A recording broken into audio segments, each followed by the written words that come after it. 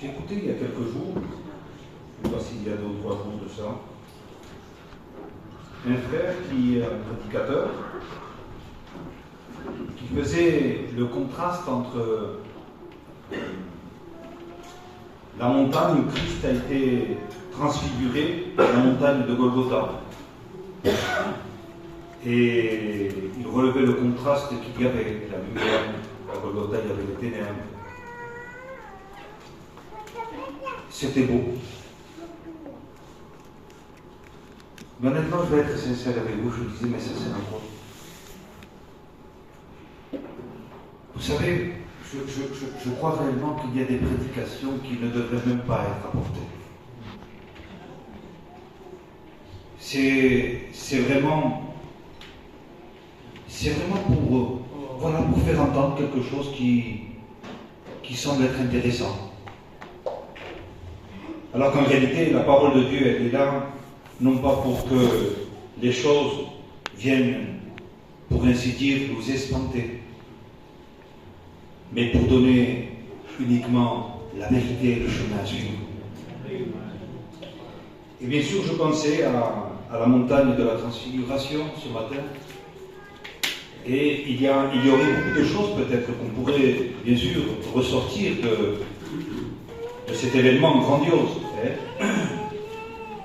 Une des choses que je voudrais relever ce matin, c'est que à la montagne de la transfiguration, il y a 3 personnes en particulier, nous le savons. C'est Moïse, c'est Élie et c'est le Christ.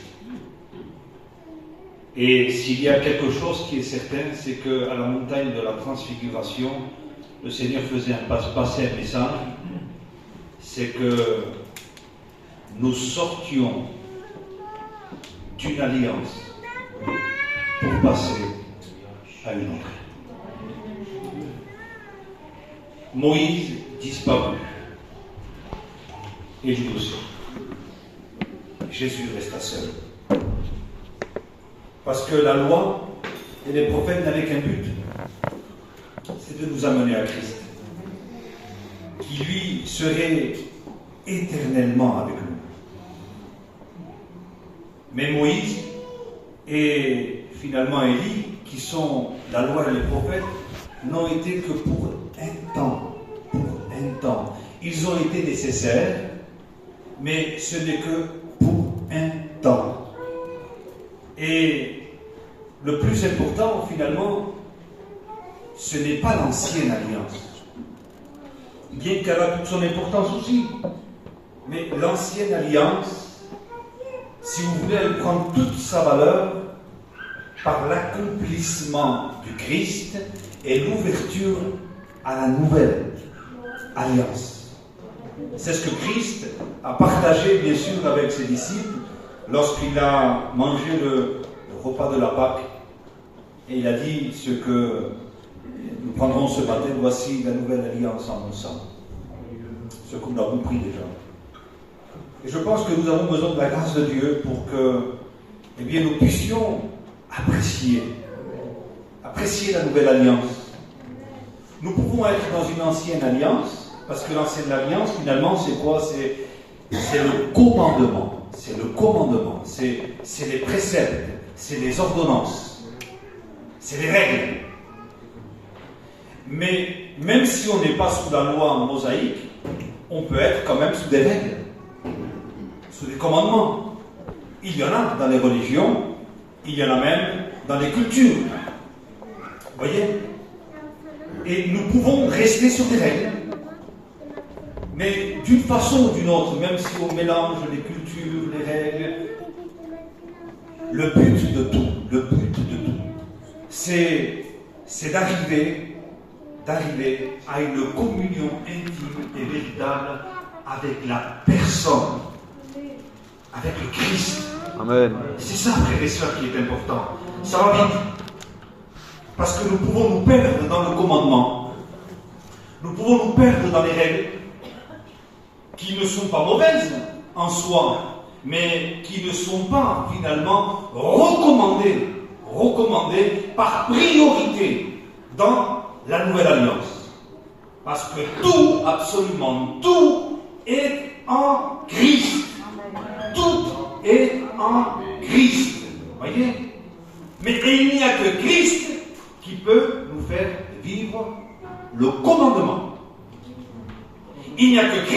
peut réaliser en nous la loi parfaite de Dieu.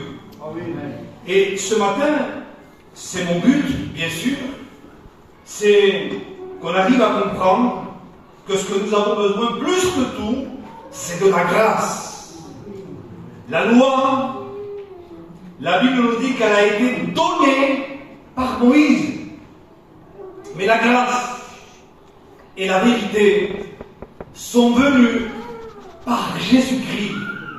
Et je voudrais tout simplement que nous puissions, avec l'aide de Dieu et du Saint-Esprit, ne pas mépriser la grâce, ne pas négliger la grâce, ne pas la voir en dehors de la portée de notre vue. Je lisais un texte qui disait « Par la grâce de Dieu, le Christ a souffert pour nous. Dieu nous a fait une grâce.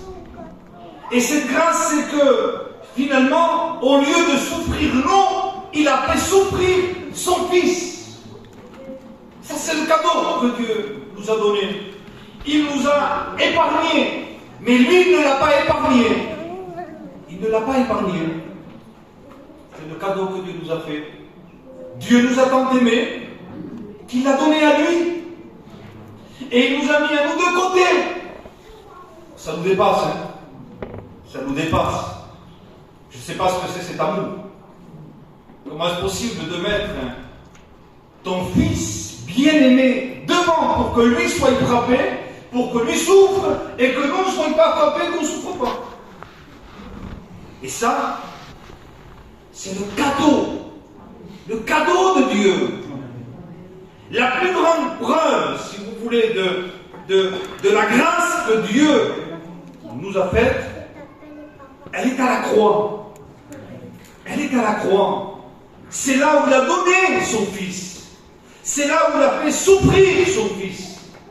C'est là où son Fils a payé le châtiment qui nous était réservé. Dieu nous a fait grâce. La loi n'a fait que finalement faire intervenir le Christ. La loi devait être évidente pour le peuple juif en réalité, parce que Sion, c'est eux qui ont reçu la loi. Et la loi devait ramener une évidence. Il fallait que le Fils de Dieu, il fallait que quelqu'un paye. Il fallait que quelqu'un paye. Et Christ a payé. Demeurons dans la grâce.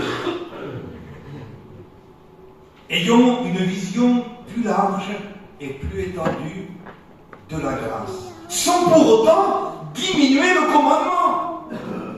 Sans diminuer le commandement. Je vais à droite et à gauche, mais je vais essayer de me faire comprendre ce matin. La loi a été donnée par Moïse. Elle était sous trois actions, la loi.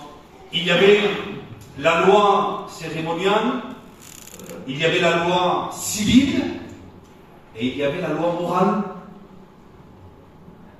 La loi civile, on n'en parle plus. Elle appartenait au peuple d'Israël. D'ailleurs, Paul va dire, soyez soumis à toute autorité, mais même des autres pays, qui ont des lois différentes, bien sûr dans la mesure de la parole, mais la loi civile a été ôtée, la loi cérémoniale aussi, puisque c'est là où il y avait les sacrificateurs, c'est là où il y avait les fêtes, eh bien, au nom de l'Éternel, tout cela a été aussi mis de côté. Ce n'est plus quelque chose qui fait partie du présent.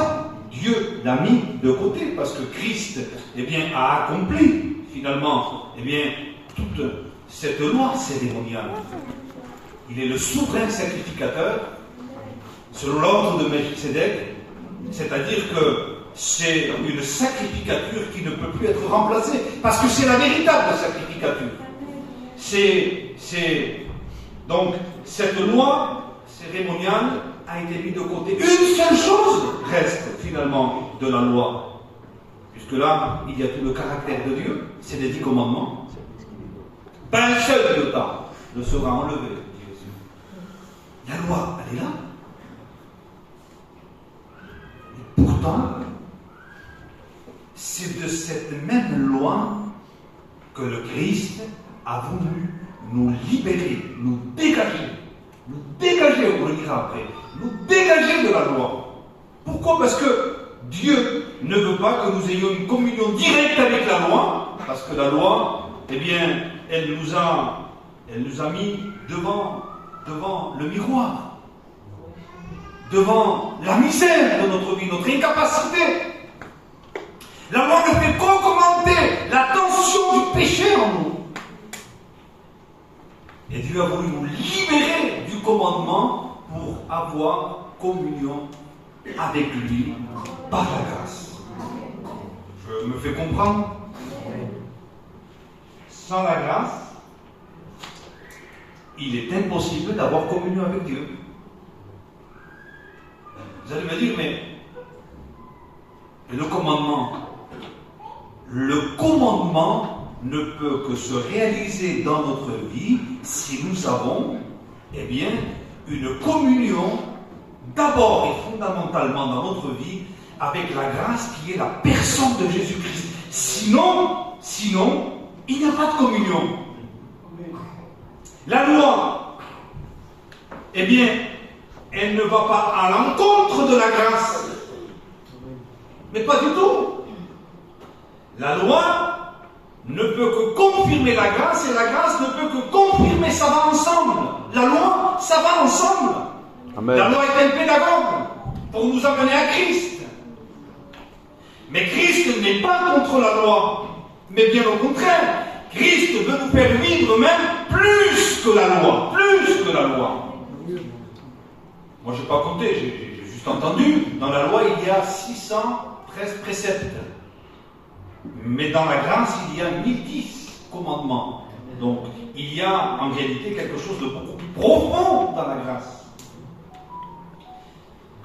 Et les deux vont ensemble, mais nous devons nous maintenir dans cette grâce qui nous humilie complètement et l'apprécier, telle qu'elle est. Même si peut-être ça touche, finalement, eh bien, notre cœur orgueilleux. Notre rectitude particulière, notre droiture, notre intégrité, même si elle vient la détrôner complètement, parce que la justice de l'homme est comme un vêtement souillé devant Dieu. Toutes nos rectitudes charnelles, notre droiture, notre bon sens, ne peut égaler ce qui résulte de la communion avec le Christ et qui le laisse paraître à lui.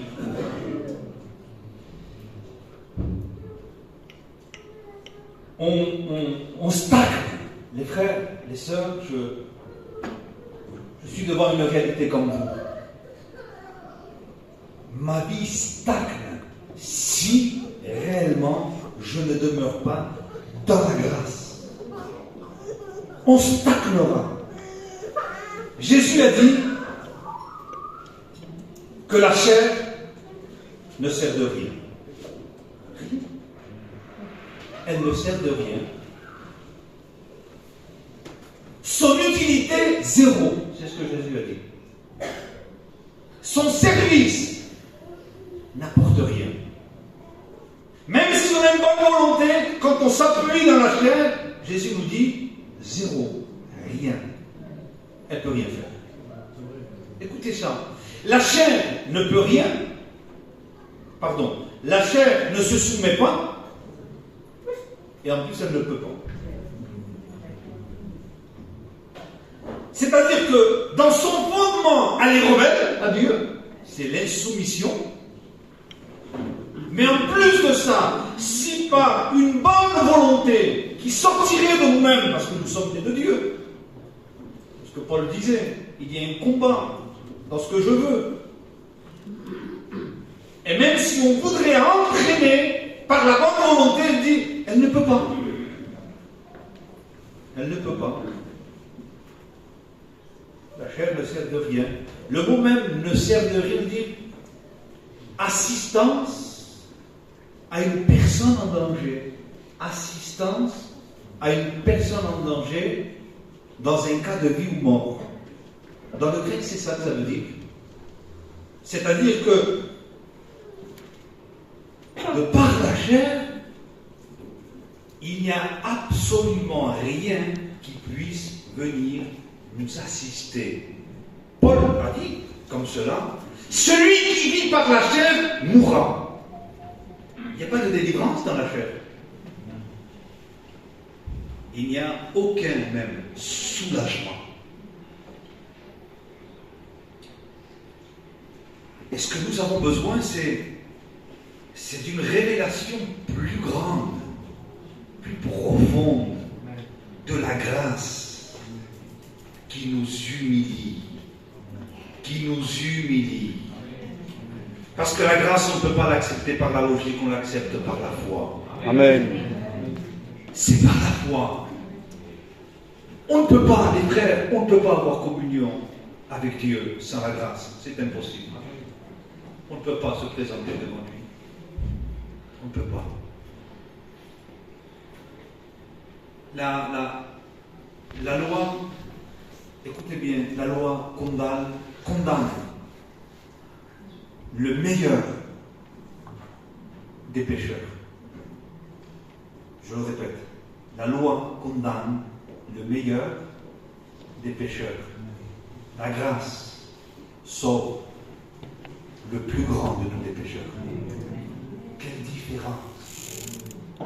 Mais comment vivre sans la grâce? Comment vivre une vie épanouie de l'esprit si le fondement de notre vie n'est pas la grâce?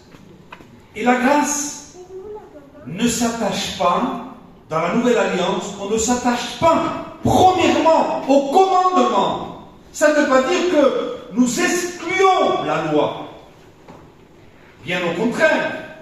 Nous confirmons, comme le dit l'apôtre Paul, la loi est sainte, elle est bonne et elle est juste. Mais le chrétien ne court pas après les commandements. Jamais. Ça ne sert à rien. Courir après les commandements, c'est revenir à la chair. Et c'est pour recevoir une leçon encore plus grande que la chair ne sert de rien. Est-ce que c'est mauvais de courir après la loi qui est juste, sainte, et qui n'a rien, eh bien, à être enlevé, pas même un iota. Tout est bon, puisque la loi, elle reflète le caractère saint de Dieu.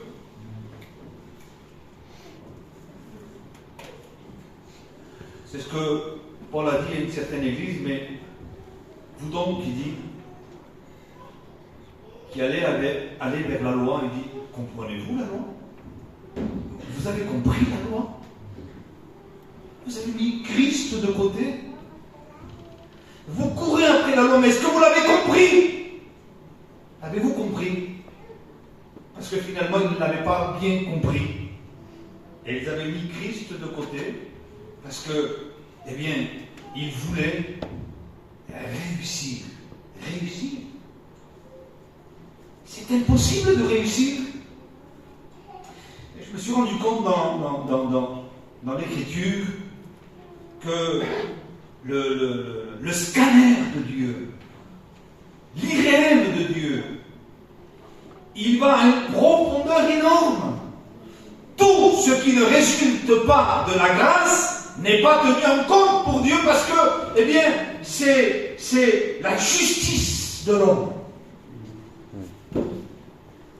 S'il ne voit pas le Christ apparaître en nous, Dieu n'est pas favorable. Notre justice, il faut que ça soit Christ. Amen. Paul a dit de regarder toutes choses comme de la boue.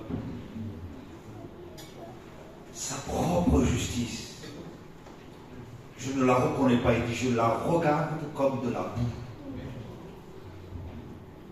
Afin de gagner Christ, de le saisir, d'être en lui, même si ça nous humilie, dit Seigneur. Je n'ai pas honte de me tenir devant toi. Il nous est dit dans Hébreu que le Christ n'a pas honte de nous appeler comment? Frère. On a envie de dire, Seigneur, mais tu nous appelles des frères. Seigneur, nous ne sommes pas dignes d'être appelés des frères. Il dit, non, il dit, ne dis pas ça. Parce que dans la grâce, dans mon œuvre accomplie, je vous ai mis à une position au plus haut, parce que je vous ai donné ma justice. Je vous ai donné de moi. Je vous ai créé de par moi. Nous sommes créés, nous dit la Bible, en Jésus-Christ. Nous sortons de lui. Et il dit, moi je n'ai pas honte de vous appeler mes frères. Mais comment? À cause de la grâce. Non pas à cause de la valeur que nous pouvons avoir par ce que nous sommes par l'effort de la conduite, ou de la moralité, ou de l'intégrité. Non, non et non. À cause de la grâce en vous, à cause de mon sang, à cause de l'expiation, à cause de mon esprit que j'ai mis en vous. C'est à cause de ça. Enlevez toutes les œuvres. Enlevez tout ce que vous êtes capable de faire. Mais mettez uniquement comme fondement ma grâce. Soyez positionnés dans mon œuvre. Demeurez en moi, disait Jésus. Demeurez en moi. Restez là. Et vivez là. Il va dire à un moment donné, de la même façon que vous avez reçu la grâce, eh bien, marchez dans la grâce. Ne sortez pas de la grâce, mais restez humble. Si on sort de la grâce, on deviendra des orgueilleux. Elle est la seule communion possible. Dieu nous a appelés à la communion de son Fils. Mes frères et mes sœurs, ce que nous sommes incapables de faire avec Christ, les choses peuvent se faire. Si peut-être nous sommes, eh bien, intérieurement dans notre âme, consumés par plein de difficultés, par plein d'obstacles, de frustrations, d'amertume peut-être même, de déception, en Christ et dans la grâce, eh bien, tout peut revenir à la vie. Amen. Absolument tout. C'est pour ça que c'est lui qui est le plus important. Alors, je lis ce texte avec vous dans Apocalypse, au chapitre 3. C'est la dernière église, où il est dit comme cela. Voici ce que dit l'Amen, au chapitre 3, verset 14. Voici ce que dit l'Amen, le témoin fidèle, le véritable, le principe de la création de Dieu. Je connais tes œuvres, je sais que tu n'es ni froid ni bouillant. Puisque être froid ou bouillant, ainsi parce que tu es tiède et que tu n'es ni froid ni bouillant, je te vomirai de ma bouche. Parce que tu dis, je suis riche et je me suis enrichi, je n'ai besoin de rien. Et parce que tu ne sais pas que tu es malheureux, misérable, pauvre, aveugle et nu. Je te conseille d'acheter de moi de l'or éprouvé par le feu afin que tu deviennes riche, et des vêtements blancs afin que tu sois vêtu et que la honte de ta nudité ne paraisse pas, et un collier pour oindre tes yeux afin que tu vois. Moi, je reprends et je châtie tout ce que j'aime. Et donc, tu zèles et repens-toi. Et je voudrais qu'on s'arrête sur ça parce que c'est très important. Moi, je reprends. Vous savez, une des définitions du mot reprendre, c'est celui-là. C'est Thiel, tu as fait tomber tes clés. Et Thiel me dit, oui, je sais, mais je les ai repris. C'est-à-dire, c'est quelque chose qui nous a échappé des mains. et qui va être repris de nouveau dans les mains. C'est une des définitions du verbe reprendre. Bien sûr qu'il est beaucoup plus profond. Mais c'est surtout celui-là. Il est sorti de ma main et je le reprends dans mes mains. C'est-à-dire prendre de nouveau quelque chose qui a glissé de nos mains. Alors il dit, moi, je reprends ce que j'aime. Bien sûr que ça va beaucoup plus profond, parce que quand on voit ici de quelle façon il reprend, c'est en dévoilant la mauvaise conduite de cette Église. C'est finalement humilier en même temps cette Église, c'est comme ça qu'il reprend. Il humilie cette Église, et il lui fait même sentir sa honte. Pour nous reprendre, le Seigneur, ce nom de foi, il est obligé de dévoiler ce qui est dans les ténèbres et le mettre bien, en pleine lumière devant nous, pour que nous puissions sentir de la honte et nous laisser reprendre par lui. Hébreux 12, 5 nous dit à un moment donné, ne perds pas courage lorsqu'il te reprend. Parce que Dieu, des fois, nous humilie. Dieu, des fois, nous fait sentir la honte. Vous savez ce que dit à un moment donné l'apôtre Paul? S'il y a certaines personnes qui vivent dans le désordre, il dit reprends-les devant tous pour animer une crainte, pour qu'il y ait de la honte.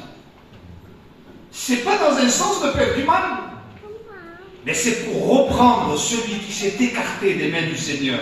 Et c'est ça finalement, il va dire ne perds pas courage, parce que quand il te reprend, quand bien même peut-être à l'intérieur tu es touché, tu es démasqué, tu es dévoilé. Et ce sentiment, finalement, peut t'amener des fois à mal comprendre l'amour de Dieu. Mais Dieu dit, non, c'est comme ça que je te reprends. Tu es sorti de mes mains. Parce que je t'aime, je te reprends dans mes mains. Et ici, il y a tellement de choses que je voudrais dire, mais je veux essayer de faire passer le mot de Dieu. C'est pas facile, croyez-moi que c'est pas facile. Le but, vous l'avez compris, c'est de retrouver Christ et la grâce qui est en Christ. Amen. Et le fruit de la grâce qui est la vie de l'Esprit. Cette Église est aveuglée, nous dit Jésus, parce qu'elle ne sait même pas. Elle est dans un égarement. Et il va dire quelque chose, il va dire, si tu entends ma voix, parce que le commencement, si vous voulez, de toute chose, de la communion, c'est toujours entendre sa voix à lui. De l'entendre à lui. Quand, par l'Esprit, il fait entendre sa voix, alors il y a déjà de nouveau un recommencement dans notre vie.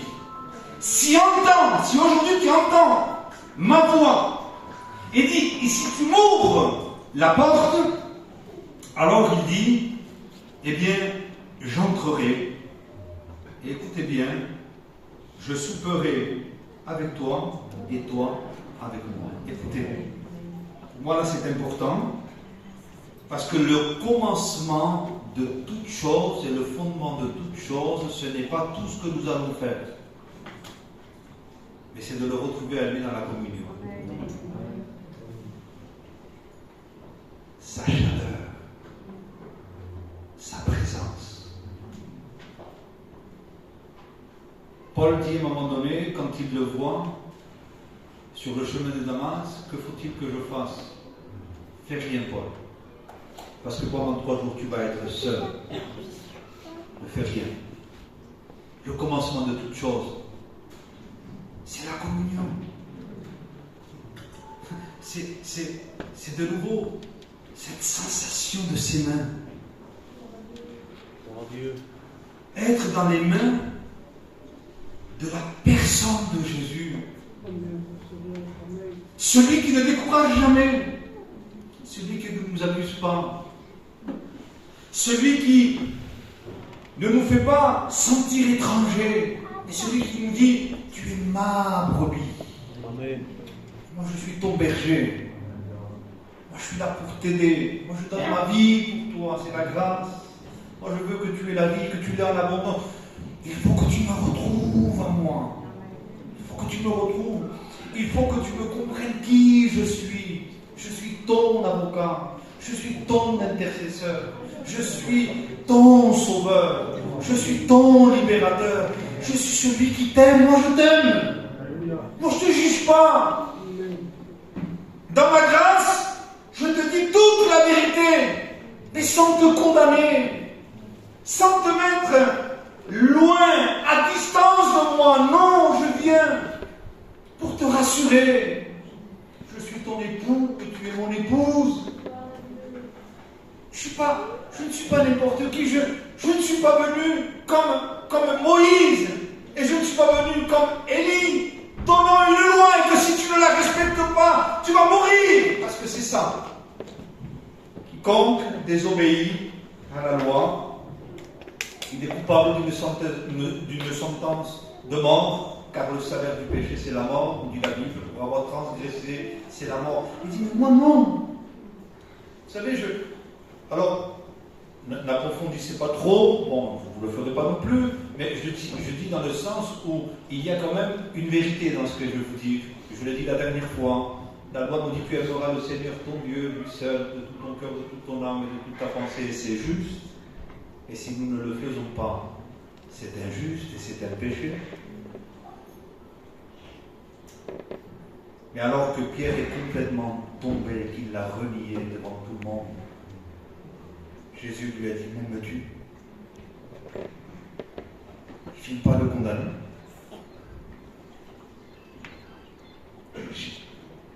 Simon, fils de Jonas, tu m'aimes? C'est ça la grâce. La grâce, c'est finalement ne pas mériter la présence de Dieu et Dieu nous invitant à venir dans sa présence. Bien sûr que le commandement est là, mais d'abord il y a la personne qui est là. C'est ça la grâce. C'est avoir communion avec le Dieu du commandement. Cette église a fini par dire, je suis riche. C'était la sécurité de la chair, ça, vous savez. C'est l'orgueil, je suis riche. Je me suis enrichi et je n'ai besoin de rien. C'est vraiment l'aspect charnel d'une personne, chrétien ou chrétienne, qui se sent suffisant. Mais qui en réalité a déjà cassé absolument toute communion avec Dieu. Quelqu'un qui a communion avec Dieu ne peut jamais dire « je n'ai besoin de rien ». Quelqu'un qui a communion avec Dieu ira constamment lui dire « Seigneur, j'ai besoin de toi ». Alors Jésus va lui dire « tu es malheureux ». C'est très intéressant parce que finalement, quand Jésus lui a dit « tu es malheureux », ça voulait dire « tu es usé, fatigué ». Et c'était la condition d'un esclave. On va me dire, où tu as sorti ça, Antoine, des commentaires?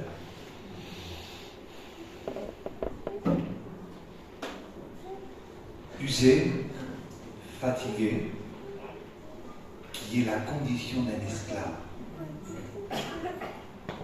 L'esclave ne reste pas toujours dans la maison, disait Jésus. Le Fils y demeure toujours. Et vivre finalement sous la suffisance de la chair et courir après le commandement finira par nous user, nous fatiguer et vivre comme un esclave. C'est pour la liberté que Christ nous a affranchis. Bien sûr, si on fait de cette liberté un prétexte pour vivre dans la chair, on retombe de nouveau. La condition d'un esclave misérable, ce qui veut dire à plaindre, pauvre, le contraire d'être riche dans la foi, aveugle et nu.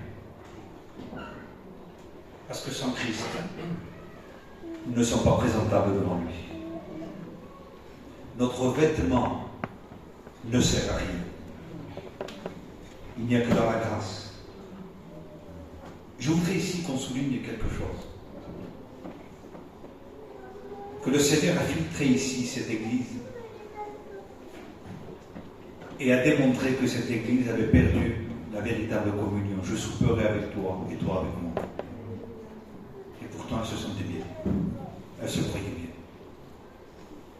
Mais dès que la communion est cassée, c'est l'égarement complet.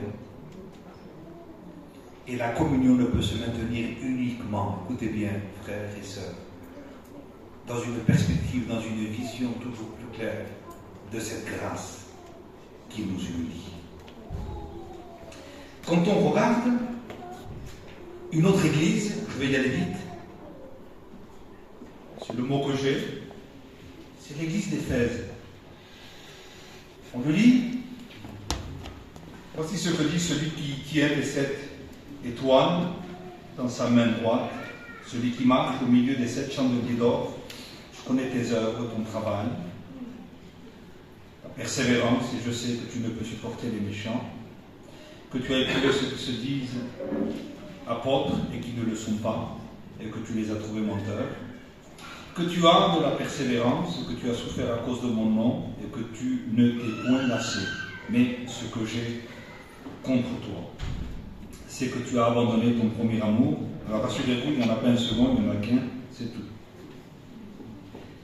Je dis ça parce qu'il y en a qui croient qu'on est passé du premier amour et maintenant je l'aime d'un amour second. Non, quand tu l'aimes d'un amour second, tu verras que finalement c'est pas lui que tu aimes, c'est toi que tu aimes. Parce que le premier amour, finalement, vous savez ce que c'est l'amour du commencement. Mais il faut finir avec cet amour. Il faut l'avoir au commencement, c'est la nouvelle naissance, mais il faut terminer avec cet amour. Amen. Et quand on dit je veux revenir à mon premier amour et qu'on veut multiplier les œuvres, on fait une grande faute aussi. Parce que plus d'œuvres que ça.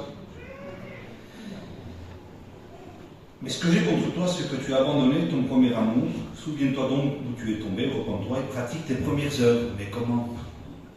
Il n'y en a pas assez. Sinon, il dit je viendrai à toi et j'ôterai de ton chandelier de sa place, à moins que tu ne te répentes. J'ôterai le chandelier. Finalement, ce que le Seigneur est en train de dire à cette église, j'ôterai la lumière. Tu resteras dans les ténèbres. Aujourd'hui, tu es éclairé par la parole, par les ministères. Parce que c'est ça l'église. Le chandelier, c'est l'église, c'est la lumière de ce monde. Et dans l'église, il y a le Christ. Il marche autour des 7 chandeliers.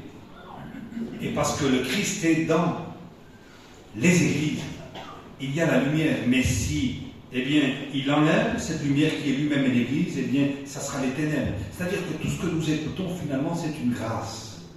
Que la lumière vienne nous éclairer pour que nous puissions nous repentir.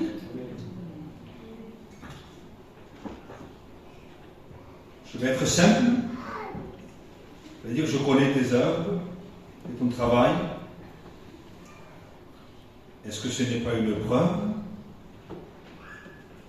Travailler pour Dieu, faire des œuvres pour Dieu, et en plus le faisant avec persévérance, n'est-ce pas une preuve d'amour? Eh bien, Jésus dit, non. Je sais que tu ne peux supporter les méchants et que tu as éprouvé ceux qui se disent apôtres et qui ne le sont pas et que tu les as trouvés menteurs. Une investigation à connaître les Écritures au discernement et à pouvoir même dévoiler ceux qui ne sont pas des véritables apôtres. N'est-ce pas de l'amour pour la parole? Eh bien, Jésus dit non. Pas dans ce cas-là. Et que tu as de la persévérance et que tu as souffert à cause de mon nom et que tu ne t'es point lassé. Seigneur, souffrir pour ton nom, ne point se lasser, n'est-ce pas une preuve d'amour? Et Jésus dit non. Ce que je veux dire par là, c'est ce que l'Écriture veut nous dire, c'est que finalement les œuvres, les travails, les actions ne sont pas toujours la preuve de l'amour. Une action que nous faisons n'est pas toujours la preuve de l'amour que nous avons pour la personne. Pourtant, vous allez me dire, mais l'amour qui n'a pas d'action n'est pas non plus de l'amour. Et c'est vrai. Donc, l'amour n'est pas toujours dans l'action, mais l'amour n'est pas moins qu'une action non plus. Vous m'avez compris ce que je veux dire par là? Bien sûr que vous avez déjà compris, vous savez comme moi, on se rappelle la parole de Dieu. Même si je livrerai mon corps à être brûlé, si je n'ai pas l'amour. On regarde ici de nouveau que cette Église, avec tout ce qu'elle a, elle n'est pas dans l'esprit, elle est dans la chair.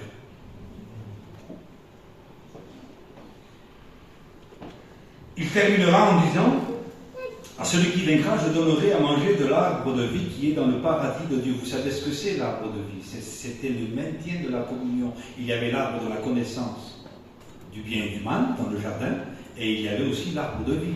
L'arbre de vie, c'était le maintien de la communion. C'est le Christ lui-même. Et là, on voit de nouveau que, eh bien, le premier amour n'y est plus, c'est-à-dire l'amour que Dieu nous a donné au commencement. Les premières œuvres n'y sont plus, pourtant il y en a. Et finalement, le Seigneur dit, si tu te repens de la façon que tu es en train de vivre, il dit, tu goûteras de nouveau à l'arbre de vie, c'est-à-dire à la communion. Encore une fois, frères et sœurs, je veux que vous compreniez ça. Encore une fois, ici, la communion avec le Christ a été cassée. Je donne des exemples simples. Si aujourd'hui, admettons, le Seigneur me dirait, je l'ai dit la dernière fois, eh bien tu vas arrêter pendant un temps de projet. Et tu vas arrêter ta fonction dans le ministère. Et si je continue? Et si je dis, ah non, l'Église a besoin, il faut que j'étudie la parole de Dieu pour eux, il faut que je les nourrisse. Et finalement, tu le fais pour qui alors? En fait, tu aimes plus que ce que tu fais que moi-même.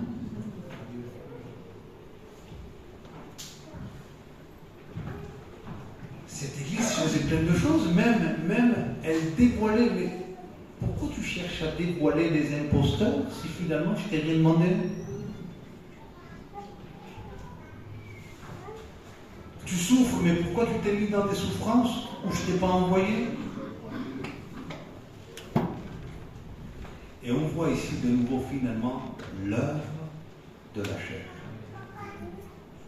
Jésus dit, ce qui naît de la chair est chair. Vous me suivez ou c'est trop compliqué?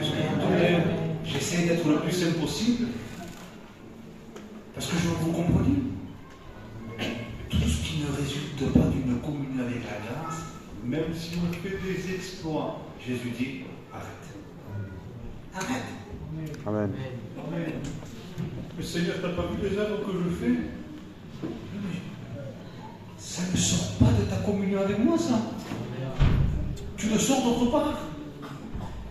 Seigneur, mais tu n'as pas vu la sagesse que j'ai? Oui, mais tu l'utilises mal, tu l'utilises pour toi. Je ne suis pas comme les autres, moi, Seigneur. Hein. Moi, je suis capable de souffrir. Je ne t'ai pas demandé de souffrir.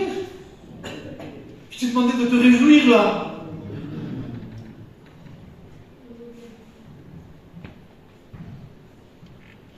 Il y a un problème, je vous le dis. Et ce problème, il est là. C'est que nous pouvons être entraînés à vivre encore sous la loi.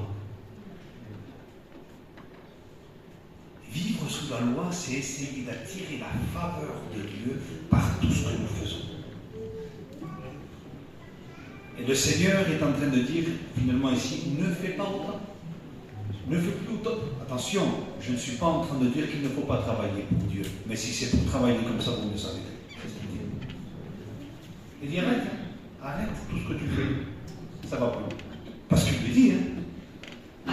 Pratique tes premières œuvres, il dit, et repens-toi. Ça veut dire, reviens de tout ce que tu fais. Et Seigneur, ce que je fais, c'est bon. Oui, mais ça ne tire pas de la communion que Dieu a avec moi. Je ne le reconnais pas. Pouvons-nous comprendre, frères et sœurs, que s'il y a bien quelque chose qui est important au-delà de tout, c'est lui. Amen. Oui.